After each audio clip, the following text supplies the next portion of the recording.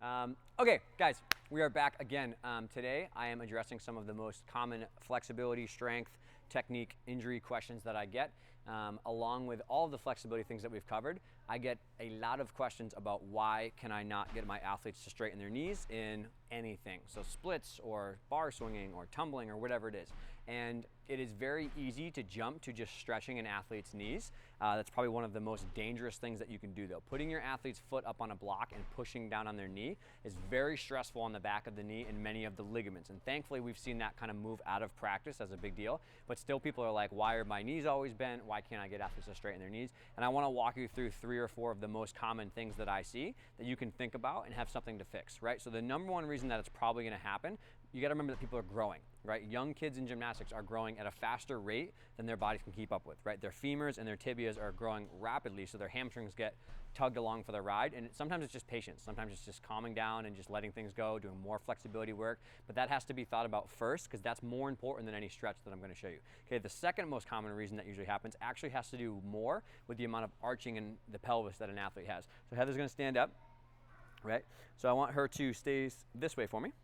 Okay, so if she stands normally, when she tries to touch her toes, she has a pretty good pike stretch. And we've talked about this in another video, but that's not a big deal, right? So the hamstring muscles go behind the hip all the way down behind the knee. If somebody has a good tuck of their pelvis, they can actually get longer stretching in their hamstrings because they're tucking their hips under and they're slacking their hamstring. Now, if someone was to arch a lot and stick their butt out, right, and they had a big arch, when she tries to touch her toes, she's gonna feel a stretch a lot earlier because we've taken the hamstring and stretched it out a lot. And we wrote a whole video on this before. So if you're curious, if you think that's the issue because your athletes are really arched and they can't straighten their knees, well, they can't straighten their knees because their hamstring's getting tugged on from the top. So go back to that video and check that out. But that's probably the second most common thing that I see. Hip flexor, quad, inner thigh stiffness, some issues with hip strength, and the athlete always lives in a rib flared position, so they can't get their knee straight when they jump and they run, more so because of that and less because of any actual tightness in their hamstring. Okay, so number 3 is actually not going to be the hamstring muscle itself. It's going to be something called your sciatic nerve. So Heather's going to lay on her back here. Okay, so we're feeding you, and this is a medical test, but I'm just showing you guys this just kind of for the sake of showing, right? So when you bring your leg up, you have a nerve that goes from the back of your leg all the way down and it curls around your toe, right? So what happens sometimes is people sit athletes in a pike stretch and they lean on them and they push themselves down, and what they feel is a very intense burning in the back of the knee. Okay, that intense burning is not a hamstring stretch, it's actually nerve tension, right? You're tugging on the sciatic nerve, especially if the athlete's knees are hyperextended and their toes are flexed up. So if you're stretching someone like that, you actually may be causing nerve tension and not as much actual hamstring flexibility. And the way that I demonstrate this to people in the clinic is by doing a straight leg raise with and without their toes being up, and sometimes it changes the amount of stretch they feel, and I can kind of show you this here. So if I bring Heather's leg up and I pull her toe like this, I'm stretching the nerve all the way to her back, right? So if I bring her up, tell me when you feel a little bit of like an intense stretch.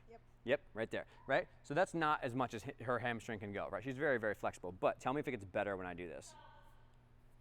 Does burning go away? Yeah, right? So like it's a little bit less here. More, less, okay? I'm not changing her hamstring length, I'm tugging on the nerve behind her back. So think about what's happening when you sit an athlete in a compression and you lay on their back. You're probably tugging on the hamstring tendon, right? If she points her toe, she can go much more, right? She's got plenty more hamstring flexibility. So what's happening is that nerve is actually getting tugged on many times when athletes sprint or do switch leaps or do step-ins for bars or do stalders, right? So what you do is you can help that, and this is gonna be through a PT, but there's things called nerve gliders. You can nerve floss back and forth to try to get that hamstring muscle to relax around it, because as soon as you tug on the actual sciatic nerve, your brain's going to pull the e-brake, and it doesn't matter how much you stretch or how much you do, it's going to keep yanking on it. And every time you sprint, do leaps or do a pike, double pike, step in for bars, do pommel compression, whatever it is, it's always going to hurt, right? So what we do is a nerve glider, right? So we bend the knee here, so the nerve is slacked, right? And the nerve is also a little tugged here, but it's not maximally stretched, right? If I straightened her knee, it would stretch the nerve, right? But this is toes up and this is knee bent. If I then now straighten her knee and point her toe,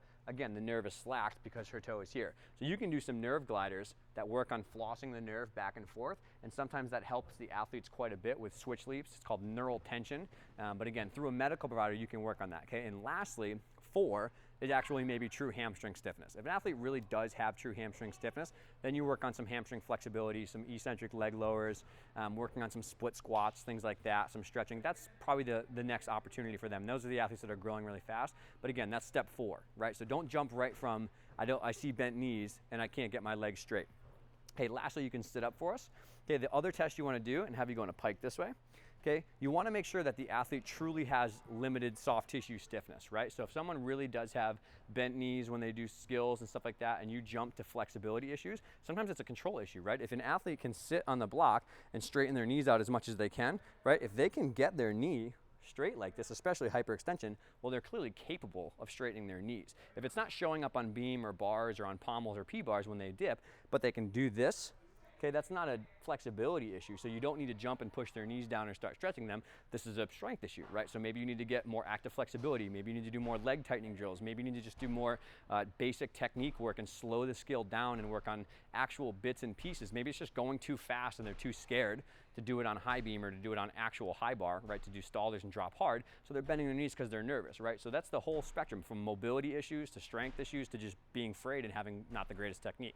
Okay, you got to think critically about these things. If you just stretch an athlete's knee out, you might hurt their ACL, you might hurt the back of their knee before you actually get their knee straight. Okay, so think critically, but use these kind of as a guide as you work your way through it.